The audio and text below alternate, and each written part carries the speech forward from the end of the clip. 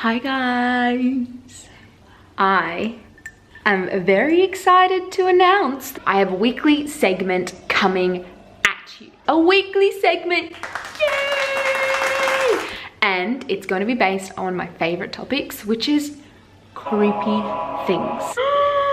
Unexplainable things or mysteries, solved mysteries, murder mysteries, missing people, whatever. It's just gonna be creepy. I'm gonna be delving into subjects. I'm gonna be talking about clues or things that people have found, theories, things like that. Basically, it's just gonna be me sharing one of my fascinations with you guys. If you follow me on Instagram, you would know that I'm always asking for another really good like murder mystery series or anything to do on Netflix that I can watch that I can really try and figure out in my brain. And so I thought, what better way than to share that passion with you all. So I don't know whether I'm gonna call it Creepy Thursday, Weird Wednesday, Freaky Friday. Creepy Thursday doesn't really have the same letter as my other two. I don't know if I'm gonna have it on a particular day, but we'll have to see. What I'm gonna be reading to you guys today is something that I actually haven't read myself yet either. So we're gonna be reading this together. My responses are gonna be the same responses that you're probably gonna be having on the other end.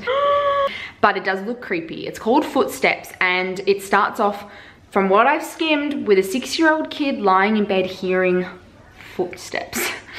Ooh. So let's get this thing on the road. I'm so excited. I'm doing this at nighttime because then it's just like creepy and dark and I'm all cozy. I've got my tea and I'm going to be reading this off either my phone or my laptop, so bear with me, but I'll try to like have a cool like narratives voice and something like that. Is there someone at my door?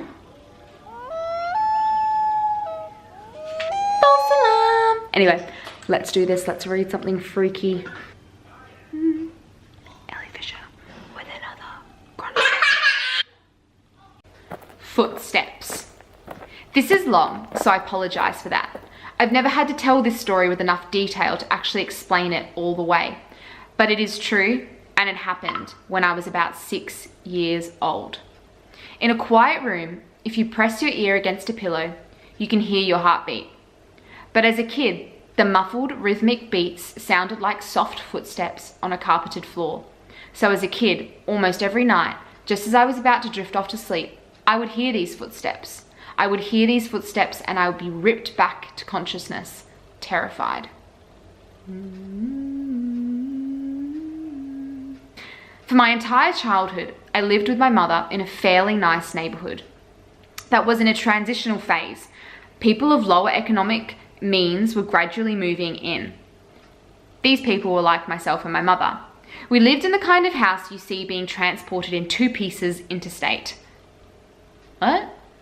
There were a lot of woods surrounding the neighborhood that I would play in and explore during the day. But at night, as things often do to a kid, they took on a more sinister feeling.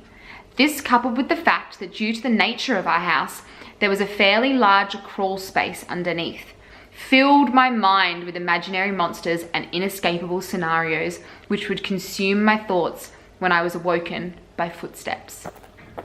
I told my mum about the footsteps and she said that I was just imagining things. I persisted enough to the point that she blasted my ears with water just to humor me, since I thought that would help. Of course it didn't.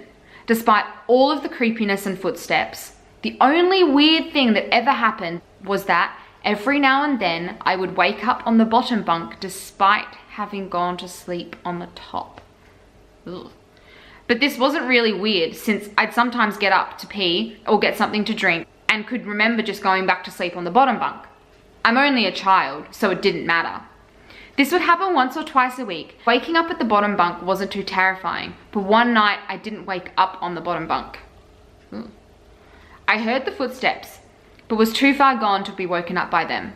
And when I was awoken, it wasn't from the sound of footsteps or a nightmare, but because I was cold, really cold. When I opened my eyes and saw stars, I was in the woods.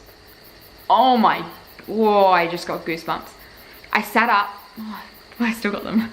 I sat up and immediately tried to figure out what was going on.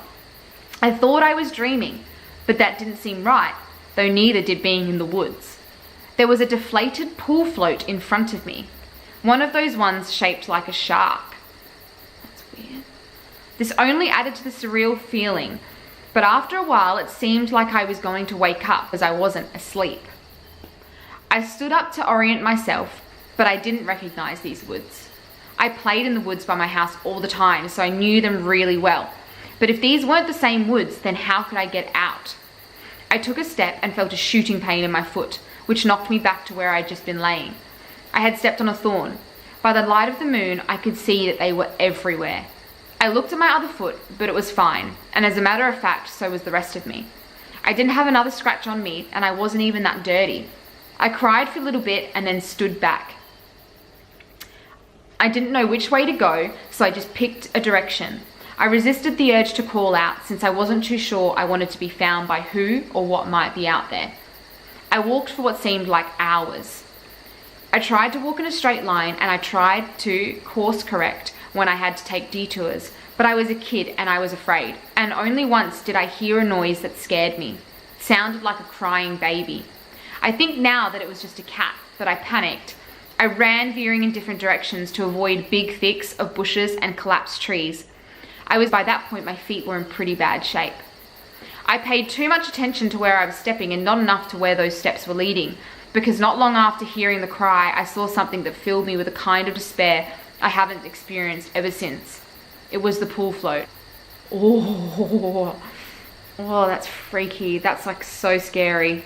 It's gone like around in a circle or something. I was only 10 feet from where I had woken up. This wasn't magic or some supernatural space bending thing. I was lost. Up until that moment, I thought more about getting out of the woods than how I got in. But being back at the beginning caused my mind to swim.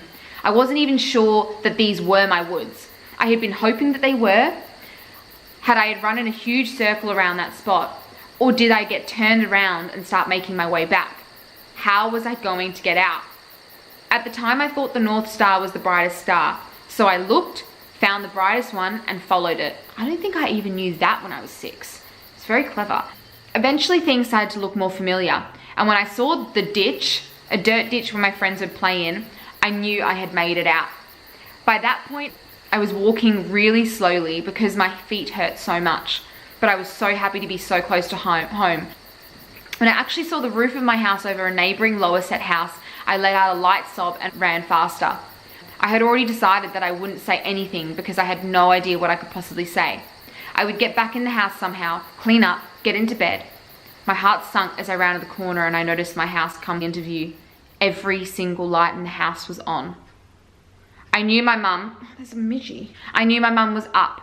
I knew I would have to explain where I had been. I couldn't even figure out where to start. My run became a jog, which became a walk. I saw her silhouette through the blinds. I walked up the couple of stairs to the porch, put my hand on the doorknob and turned. Right before I pushed it, 2 arms wrapped around me and pulled me back. I screamed as loud as I could, "Mum, help me, please, Mum!" The feeling of being so close to being so safe and then being physically pulled away from it filled me with a kind of dread that this, even after all these years, indescribable. The door I had been torn away from opened and a flash of hope shot through my heart, but it wasn't my mum. It was a man and he was enormous. I thrashed around and kicked at the shins of the person holding me, also trying to get away from the person who had just come out of my house. I was scared, but I was furious. "Let me go, where is she? Where's my mum? What did you do with her?" Did I do a good job with that? As my throat stung from screaming and I was drawing in another breath, I became aware of a sound that had been present for longer than I perceived it. "Honey, please calm down. I've got you." It sounded like my mum. The arms loosened and set down, and as the man approaching me blocked out the porch light with his head, I noticed his clothes. He was a cop. I turned to face the voice behind me and saw that it really was my mum. Everything was okay, and I began to cry, and the 3 of us went inside. "I'm so glad you're home, sweetie. I was worried I'd never see you again." By that point, she was crying too. "I'm sorry. I don't know what happened. I just wanted to come home. I'm sorry." "It's okay. Just don't ever do that again." "Well, I'm sorry for kicking you, but why did you have to grab me like that?" "I was afraid that you'd run away again." I was confused. "What do you mean?" "We found your note on the pillow," she said and pointed the piece of paper that the officer was sliding across the table. I picked up the note and read it. It was a running away letter. It said that I was unhappy and never wanted to see her or any of my friends again. The police officer exchanged a few words with my mum on the porch while I stared at the letter. Oh, goosebumps again. I didn't remember writing the letter. I didn't even remember anything about any of this. But even if sometimes I went to the bathroom at night and didn't remember, and even if I could have gone into the woods on my own, even if all of this could have been true, the only thing I knew at this point was, this isn't how you spell my name. I didn't write this letter.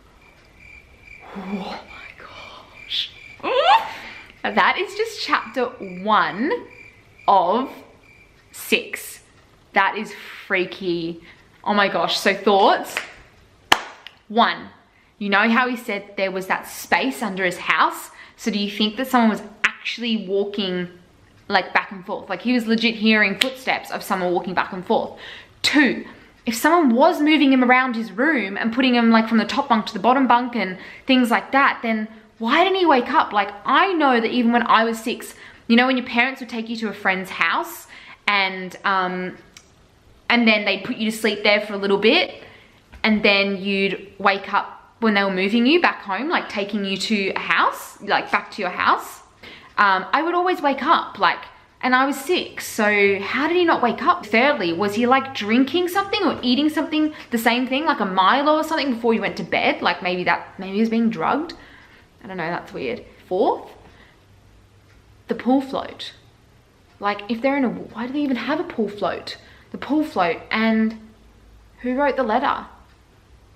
Let me know if you've got any theories of this and if you want to hear the next chapter. I'm so impatient. I'm going to find it so hard to not read this before you guys, but I'm going to read this with you guys because the next one's called Balloons. So like, subscribe, comment your theories, comment if you liked this, let me know. Jump on Instagram, follow me on there because I'm going to upload these on IGTV as well, probably before YouTube. Let me know if you liked this and if you want me to start this as a segment because, oh my gosh, that was so creepy. I had goosebumps so many times and I want to know if you guys liked this.